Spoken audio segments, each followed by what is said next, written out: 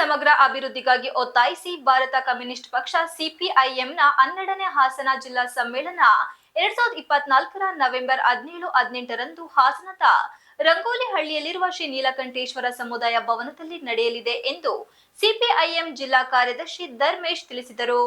ಪತ್ರಿಕಾಗೋಷ್ಠಿಯಲ್ಲಿ ಮಾತನಾಡಿ, ಹಾಸನ ಜಿಲ್ಲೆಯ ಆರ್ಥಿಕ, ಸಾಮಾಜಿಕ ಮತ್ತು ಸಾಂಸ್ಕೃತಿಕ ಪ್ರಗತಿಗೆ ಪೂರಕವಾಗಿ ಪರಿಸರ, ಕೃಷಿ, ಕೈಗಾರಿಕೆ, ವಾಣಿಜ್ಯ ಮತ್ತು ಮೂಲಭೂತ ಸೌಕರ್ಯಗಳ ಅಭಿವೃದ್ಧಿಗೆ ಅತ್ಯಗತ್ಯವಾಗಿ ಜಿಲ್ಲೆಯಲ್ಲಿ ಜಾರಿಯಾಗಬೇಕಾದ ಯೋಜನೆಗಳಿಗೆ ಒತ್ತಾಯಿಸಿ ಹಾಗೂ ಸೌಹಾರ್ದ ಮತ್ತು ಸಮೃದ್ಧ ಹಾಸನ ಜಿಲ್ಲೆಯ ನಿರ್ಮಾಣಕ್ಕಾಗಿ ಈ ಜಿಲ್ಲೆಯ ಸಮ್ಮೇಳನವನ್ನು ಸಂಘಟಿಸಲಾಗುತ್ತಿದೆ ಎಂದರು. ಜಿಲ್ಲೆಯ ಜನರಿಗೆ ಸಂವಿಧಾನಾತ್ಮಕವಾಗಿ ಘನತೆಯಿಂದ ಬದುಕಲು ಅಗತ್ಯವಿರುವ ಭೂಮಿ, ನೀರು, ವಸತಿ, ಶಿಕ್ಷಣ, ಆರೋಗ್ಯ ಮತ್ತು ಉದ್ಯೋಗದ ಅವಕಾಶಗಳಿಗೆ ಜಾರಿಗಾಗಿ ಹಾಸನ ಜಿಲ್ಲೆಯಲ್ಲಿ ಸಾಮೂಹಿಕವಾದ ಜನಪರ ಚಳವಳಿಯನ್ನು ಸಂಘಟಿಸುವ ಕುರಿತು ಈ ಸಮ್ಮೇಳನವು ಚರ್ಚಿಸಿ ನಿರ್ಣಯ ಕೈಗೊಳ್ಳಲಿದೆ ಎಂದರು.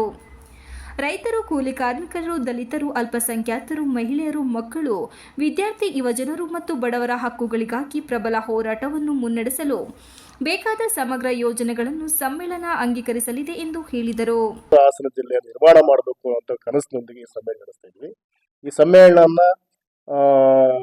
ಸಮ್ಮೇಳನಕ್ಕೆ ಆರಂಭಕ್ಕೂ ಮುನ್ನ ಒಂದು ದೊಡ್ಡದಾಗಿರ್ತಕ್ಕಂಥ ಒಂದು ಆಕರ್ಷಕ ಮೆರವಣಿಗೆಯನ್ನ ಭಾನುವಾರ ಬೆಳಗ್ಗೆ 11 ಗಂಟೆಗೆ ಹೇಮಾವತಿ ನಗರದಿಂದ ಸಮ್ಮೇಳನ ನಡೀತಕ್ಕಂಥ ಒಂದು ಸ್ಥಳದವರೆಗೂ ಒಂದು ಆಕರ್ಷಕ ಮೆರವಣಿಗೆ ನಡೆಸ್ತೀವಿ. ಅಲ್ಲಿ ಒಂದು ಸಾರ್ವಜನಿಕ ಸಭೆ ನಡೆಯುತ್ತೆ. ಆ ಸಾರ್ವಜನಿಕ ಸಭೆಗೆ ನಮ್ಮ ಪಕ್ಷದ ರಾಜ್ಯ ಕಾರ್ಯದರ್ಶಿ ಮಂಡಳಿ ಸದಸ್ಯ ಇರ್ತಕ್ಕಂಥ GC ಬಯ್ಯಾರೆಡ್ಡಿ ಅವರು ಮತ್ತು ಸ್ವರ್ಣಲಕ್ಷ್ಮಿ ಅವರು ಬಂದು ಮಾತಾಡ್ತಾರೆ.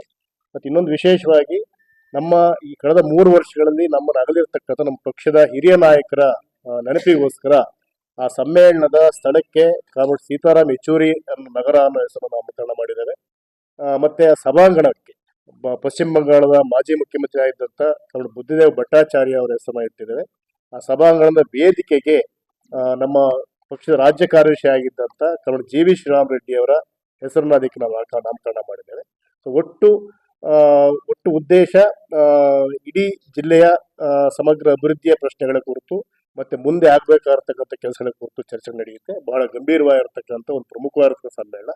ಸೊ ಈ ಸಮ್ಮೇಳನವನ್ನ ಮಾಧ್ಯಮದ ಮುಖಾಂತರ ಸಾರ್ವಜನಿಕರಿಗೆ ನಾವು ಬಹಿರಂಗಪಡಿಸಬೇಕು, ಅದರ ವಿಚಾರವನ್ನು ಪ್ರಸ್ತಾಪ ಮಾಡಬೇಕು ಅನ್ನೋ ಕಾರಣಕ್ಕೆ ಈ ಗೋಷ್ಠಿಯನ್ನು ಕರೆದಿದ್ದೇವೆ. ಸೊ ನಿಮ್ಮೆಲ್ಲರೂ ಕೂಡ ಮೊದಲನೇ ದಿನದ ಆರಂಭದ ಮೆರವಣಿಗೆ ಸಂದರ್ಭ ಮತ್ತೆ ಸಾರ್ವಜನಿಕ ಸಭೆಗೆ ತಮ್ಮೆಲ್ಲರನ್ನೂ ಕೂಡ ಆಹ್ವಾನ ಮಾಡುವ ಮುಖಾಂತರ ಪತ್ರಿಕಾಗೋಷ್ಠಿಯಲ್ಲಿ ಸ್ಥಳೀಯ ಸಮಿತಿ ಕಾರ್ಯದರ್ಶಿ MG ಪೃಥ್ವಿ, ಜಿಲ್ಲಾ ಸಂಘಟನಾ ಸಮಿತಿ ಸದಸ್ಯರು GP ಸತ್ಯನಾರಾಯಣ್, HR ನವೀನ್ ಕುಮಾರ್, ಸೌಮ್ಯ, ಅರವಿಂದ್ ಇತರರು ಉಪಸ್ಥಿತರಿದ್ದರು.